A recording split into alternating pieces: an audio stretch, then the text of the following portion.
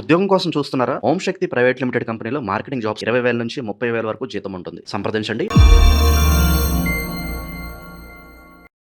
అందరికీ నమస్కారం. ప్రస్తుతం మనతో పాటు ఉన్నారు ప్రముఖ ఆధ్యాత్మికవేత్త, జ్యోతిష పండితులు, దేవి ఉపాసకులు బ్రహ్మశ్రీ సుభాష్ శర్మ గారు. గురుగారితో మాట్లాడతాం. నమస్కారం గురుగారు.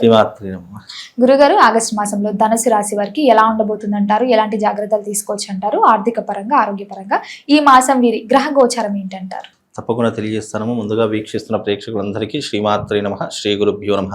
యాదేవి సర్వభూతేషు మాతృరూపేణ సంస్థిత. నమస్తస్సై నమస్తస్సై నమస్తస్సై నమో.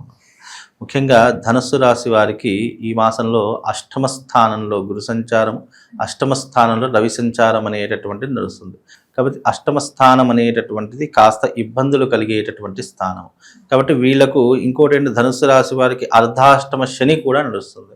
కాబట్టి ధనుస్సు రాశి వారికి ఈ మాసం కాస్త గడ్డు కాలము అని చెప్పుకోవచ్చు. గడ్డు కాలము అంటే ఎలాంటి ఇబ్బందులు ఉంటాయంటే ఆర్థిక పరమైనటువంటి ఇబ్బందులు, శారీరక పరమైనటువంటి ఇబ్బందులు, మానసిక రుగ్మతలు, అయిన వాళ్లతో శత్రుత్వం ఏర్పడము, అలాగే కుటుంబంలో సౌఖ్యం లేకపోవడము, ఎప్పుడు ఏదో ఒక ఇబ్బందితో బాధపడడం, అంటే ఒక ఇబ్బంది సాల్వ్ అయిపోయిందంటే వెంటనే ఇంకో ఇబ్బంది వచ్చి నెత్తి మీద పడడం, ఇలాంటివి ఎక్కువగా జరిగేటటువంటి అంశాలు ఈ యొక్క ధనుస్సు రాశి వారికి జరుగుతూ ఉంటాయి. కాబట్టి ధనుస్సు రాశి వారు ఈ మాసంలో చాలా జాగ్రత్తగా ఉంటే అన్ని రకాలుగా బాగుంటుందమ్మా. పెట్టుబడులు పెట్టచ్చు అంటారా? మరి ఇప్పుడు వీళ్లకు కలిసి వచ్చేటటువంటి యోగమే లేదు అనుకున్నప్పుడు ఉన్నదాన్నే నడిపించుకోవాలి తప్ప కొత్త పెట్టుబడులు పెట్టడం కానీ, కొత్త వ్యాపారాలు పెట్టడం కానీ, లేదా నమ్మి డబ్బులు ఇవ్వడం కానీ ఇలాంటివి అస్సలు పెట్టుకోకూడదు ఈ మాసంలో కనుక ఈ మాసంలో అలాంటివి ఏమి పెట్టుకోకుండా ఉంటే చాలా మంచిది. రైతులకు ఎలా ఉంటుందంటారు? రైతులకు మాత్రం చాలా అనువైనటువంటి మాసంగా చెప్పుకోవచ్చు. ఎందుకంటే ఇది చాలా అనువైనటువంటి సమయము, అలాగే పంటలు వేసేటటువంటి సమయం కాబట్టి రైతులకు బాగానే ఉంటుంది. దిగుబడి కూడా బాగానే వచ్చేటటువంటి అవకాశం మాత్రం చాలా చక్కగా ఉంటుంది. మరి వీరికి ప్రథమార్థం బాగుంటుందంటారా? అమావాస్య తర్వాత ద్వితీయార్థం బాగుంటుంది? వీళ్ళకు ఈ మాసంలో ఓవరాల్ గా చూసుకుంటే ఒక 10 to 15 days, అంటే లేదు అది కూడా లేదంటే కనీసం ఒక 5 days మాత్రమే వాళ్ళకు అనుకూలంగా ఉంటుంది. కానీ మిగతా 25 days ఈ మాసంలో ఈ 30 రోజులు కాబట్టి కనీసం 25 days వీళ్ళు కష్టపడాల్సినటువంటి పరిస్థితులు ఏర్పడతాయి.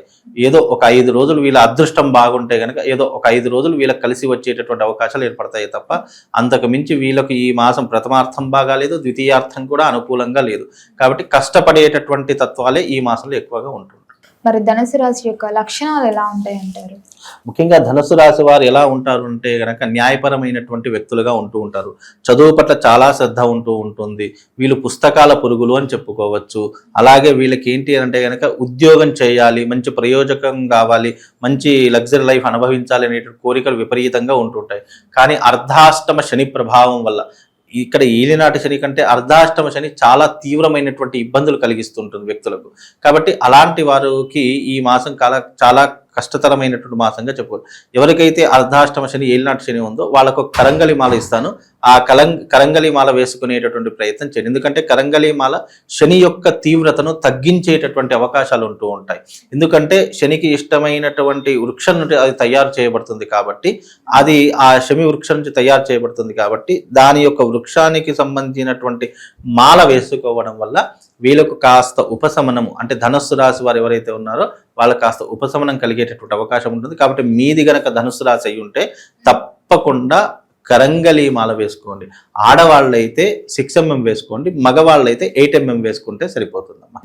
గురుగారు, ముఖ్యంగా ధనుసు రాశి వారు ఈ మాసంలో ఎలాంటి జాగ్రత్తలు తీసుకోవచ్చు అంటారు? ఒక హెచ్చరికగా చెప్పాలంటే ఈ మాసంలో ముఖ్యంగా పెట్టుబడుల జోలికి అస్సలు వెళ్ళకండి. ఆర్థిక పరంగా చాలా జాగ్రత్తగా ఉండండి.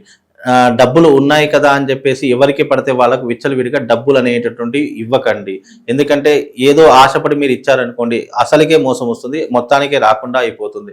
కాబట్టి మీరు ఆరోగ్యం పట్ల శ్రద్ధ వహించాలి, డబ్బు పట్ల చాలా జాగ్రత్తగా ఉండాలి. ముఖ్యంగా మీరు హెల్త్ కాన్సన్ట్రేషన్ చూసుకోవాలి. అలాగే ఎవరికి పడితే వాళ్ళని అస్సలు నమ్మకుండా ఉండి మీ కాళ్ళ మీద మీరు మీ దగ్గర ఉన్నాయంటే దాచుకునే ప్రయత్నం చేయండి తప్ప మీరు ఎవరికి పడితే వాళ్ళని నమ్మి మోసపోయేటటువంటి ప్రయత్నం చేసుకోకండి. మరి విద్యార్థులకు ఎలా ఉంటుందంటారు? ముఖ్యంగా విద్యార్థులకు గనక చూసుకున్నట్టయితే ఈ మాసం కూడా కాస్త గడ్డు కాలమే అని చెప్పుకోవచ్చు. ప్రతి ఒక్క రంగంలో ఉన్నటువంటి వృత్తి, వ్యాపారం, విద్య, వైద్యము ఎవరైతే ఉన్నారో ఈ రంగాలన్నింటిలో కూడా వాళ్ళు చాలా సఫర్ అవుతారు. అంటే లేనిపోని టెన్షన్స్ వచ్చి పడడము, ఎదుటి వారి యొక్క ప్రెజర్ మన నెత్తి మీద వేసుకోవడము, అనవసరమైనటువంటి విషయాల్లో కలగజేసుకోవడము, అంటే వీళ్ళకి ఏంటి అని అంటే కనుక హ్యాపీగా ఉండేటటువంటి అవకాశాలు చాలా తక్కువగా ఉన్నాయి. ఎందుకంటే టెన్షన్స్, మానసిక ఒత్తిడి విపరీతంగా పెరిగిపోతుంది, అలాగే వర్క్ ప్రెషర్ పెరిగిపోతూ ఉంటుంది, ముఖ్యంగా ఆర్థిక పరమైనటువంటి ఇబ్బందులు పెరిగిపోతూ ఉంటాయి. ఇలా అనేక రకములైనటువంటి ఇబ్బందులు వీళ్ళ జాతకంలో ఏర్పడేటటువంటి అవకాశాలు ఈ మాసంలో ఏర్పడతాయి. కాబట్టి ఈ మాసం చాలా క్రూషియల్. కాబట్టి ఈ మాసంలో చాలా జాగ్రత్తగా ఉంటే గనక అన్ని రకాలుగా బాగుండేటటువంటి అవకాశాలు ఉంటాయి. మరి గురుగారు, ఎవరికైతే వివాహం జరగలేదో, వివాహ ప్రయత్నాలు ఎవరైతే చేస్తున్నారో వివాహ యోగం ఉందంటారా వారికి? వివాహ యోగాలు ఇప్పుడు ఉన్నటువంటి పరిస్థితుల్లో ఎన్ని ప్రయత్నాలు చేసినా అవి విఫలమవుతూ ఉంటాయి. బికాజ్ ఏంటి అంటే కనుక వాళ్ళకు గురువు యొక్క అనుగ్రహం లేదు, రవి యొక్క అనుగ్రహం కూడా లేదు. ఇటు ముఖ్యంగా ఇక్కడ ఏమవుతుందంటే మగపిల్ల వాళ్ళకేమో సూర్యబలాన్ని ఆధారంగా చేసుకొని వివాహ పొందన చూస్తూ ఉంటారు. అలాగే ఆడవాళ్లకు గురుబలం ఉందా లేదా అనేటటువంటి చూసుకుంటారు. ఇక్కడ చూసుకుంటే కనుక అష్టమ స్థానంలో గురు సంచారం, అలాగే రవి యొక్క అనుగ్రహం కూడా వీళ్ళకి లేకపోవడం అనేటటువంటిది ఆధారంగా చేసుకుంటే అంటే ఈ మాసంలో అయితే వివాహ ప్రయత్నాలు అయితే చాలా కష్టకాలంగా గడిచేటట్టు. అంటే ఈ మాసంలో ప్రయత్నం చేస్తే కనీసం సెప్టెంబరు అక్టోబర్ మాసంలోనైనా కుదిరేటటువంటి అవకాశం. ప్రయత్నాలు చేసుకోండి, దాంట్లో ఇబ్బంది ఏం లేదు, ప్రయత్నపూర్వకంగా చేసుకుంటే బాగుంటుంది. కాకపోతే ఆగస్టులో కుదిరేది సెప్టెంబర్, అక్టోబర్, నవంబర్ ఈ మాసంలో, అంటే ఇప్పటి నుంచి ప్రయత్నాలు చేస్తే అప్పటి వరకు ఏదో ఒకటి జరిగేటటువంటి అవకాశం ఏర్పడుతుంది. మరి సంతాన యోగం ఉందంటారా? సంతాన యోగం కూడా కాస్త కష్టతరము అని చెప్పుకోవచ్చు. అంటే ఈ మాసంలో కాకుండా మళ్ళీ ఇప్పుడు ఉన్నటువంటి కాలంలో కనుక గురు యొక్క అనుగ్రహం లేదు కాబట్టి ఈ మాసమే కాదు ఈ సంవత్సరం కూడా కొంచెం కష్టతరమే అని చెప్పుకోవచ్చు.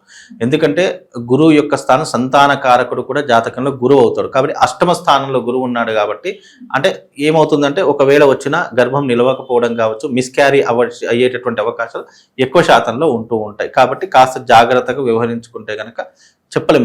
సంతానం అంటే దైవానుగ్రహం కాబట్టి ఆ దైవానుగ్రహం వల్ల కలిగేటటువంటి అవకాశాలు ఉంటూ ఉంటాయి. అది దైవ ఇష్ట అనేటటువంటిది మాత్రం చెప్పొచ్చు. మరి కుటుంబ వాతావరణం ఎలా ఉంటుందంటారు? కుటుంబం పట్ల ఎలాంటి జాగ్రత్తలు తీసుకోవచ్చు? ముఖ్యంగా కుటుంబం పట్ల గనక చూసుకున్నట్టయితే ఈ మాసంలో కుటుంబం పట్ల కాస్త అశ్రద్ధ పెరిగేటటువంటి అవకాశాలు ఏర్పడుతూ ఉంటాయి. బయట వాళ్ళతో సఖ్యత ఎక్కువగా పెరిగేటటువంటి అవకాశాలు ఏర్పడుతూ ఉంటాయి. ఇంటికంటే బయటే ఎక్కువగా తిరిగేటటువంటి అవకాశాలు ఎక్కువగా ఉంటూ ఉంటాయి. పరస్త్రీ వ్యామోహం కావచ్చు, పరాయి వాళ్ళ యొక్క వ్యామోహంలో పడి ఇంటి వద్ద శ్రద్ధ మర్చిపోవడం కావచ్చు, ఇలాంటివి ఎక్కువగా జరుగుతాయి. కాబట్టి కాస్త జాగ్రత్తగా ఉండేటటువంటి ప్రయత్నం చేసుకోవాలి. ఎందుకు అనంటే కనుక బికాజ్ అష్టమ స్థానంలో అనేటటువంటిది సంచారము ఈ ధనుసు రాశి వారికి కాస్త ఈ యొక్క దాన్ని ఏమంటే కమర్షియల్ కావచ్చు, లేదు అంటే చెడు వాతావరణం వల్ల కావచ్చు, లేదా చుట్టుపక్కల ఉన్నటువంటి వ్యవహారం వల్ల కావచ్చు, వీళ్ళు ఎక్కువగా చెడు వైపు ఎక్కువగా మక్కువ చూపిస్తూ ఉంటారు. తద్వారా వీళ్లకు సెల్ఫ్ రెస్పెక్ట్ కోల్పోయేటటువంటి అవకాశాలు ఎక్కువగా ఉంటాయి. కాబట్టి కాస్త జాగ్రత్తగా ఉండే ప్రయత్నం చేసుకోవాలి. ఈ రాజకీయ రంగంలో వారికి, ఈ సినీ కళాకారులకు కూడా ఎలా ఉంటుందంటారు? మరి ముఖ్యంగా రాజకీయ నాయకులు ఎవరైతే ఉన్నారో వాళ్ళకి ఈ మాసంలో నీలాప నిందలు రావడము, రాజకీయ పదవులు కోల్పోవడము, లేదు అని అంటే గనక చిక్కులు చికాకుల్లో ఇబ్బందులు పడడము, ఇలాంటివి ఎక్కువగా జరిగేటటువంటి అవకాశాలు ఉంటాయి. న్యాయపరంగా సమస్యలు చిక్కుకునేటటువంటి అవకాశాలు ఎక్కువగా ఉంటాయి. పోలీస్ స్టేషన్ల చుట్టూ అధికంగా తిరిగేటటువంటి పరిస్థితులు వీళ్ళ జాతకంలో ఏర్పడుతూ ఉంటాయి. మరి గురుగారు, ఈ మాసం అంతా గట్టెక్కాలంటే వీరు ఏ దైవనామస్మరణ చేస్తే బాగుంటుందంటారు? ముఖ్యంగా ధనస్సు రాశి వారు ఏదైనా దైవనామస్మరణ చేసుకోవాలి అని అనుకుంటే కనుక విష్ణుమూర్తి యొక్క ఆరాధన కానీ, లేదు అనంటే శివారాధన కానీ, ఈ రెండిట్లో మీకు ఏది తోచితే అది ఆరాధన చేసుకునే ప్రయత్నం చేసుకోండి. ముఖ్యంగా శివుడికి సంబంధించినటువంటి సహస్రనామ స్తోత్రం కావచ్చు, లేదు రుద్రాభిషేకం కావచ్చు, లేదా లింగాష్టక స్తోత్రం కావచ్చు, ఇవి చదువుకునేటటువంటి ప్రయత్నం చేయండి. అలాగే ఎవరైతే ఈ యొక్క ధనుసు రాశి వారు ఉన్నారో వీలైనంత వరకు జాగ్రత్తగా ఉండే ప్రయత్నం చేసుకొని దైవనామస్మరణలో ఎక్కువగా ఉండేటువంటి ప్రయత్నం చేయండి. అనవసరమైనటువంటి విషయాలు అస్సలు కలగజేసుకోకండి. మీ పని ఏంటి, మీరేంటి, మీ ఇల్లేంటి అనేటటువంటిది మాత్రమే చూసుకోండి తప్ప అనవసరమైన విషయాలు కలగజేసుకోకుండా ఉంటే కొన్ని రకాలుగా బాగుంటుంది. గురుగారు, మొత్తం మీద ఆగస్టు మాసంలో ధనుసు రాశి వారికి ఎలా ఉంది, ఎలాంటి జాగ్రత్తలు తీసుకోవాలి తెలియజేసినందుకు ధన్యవాదాలు.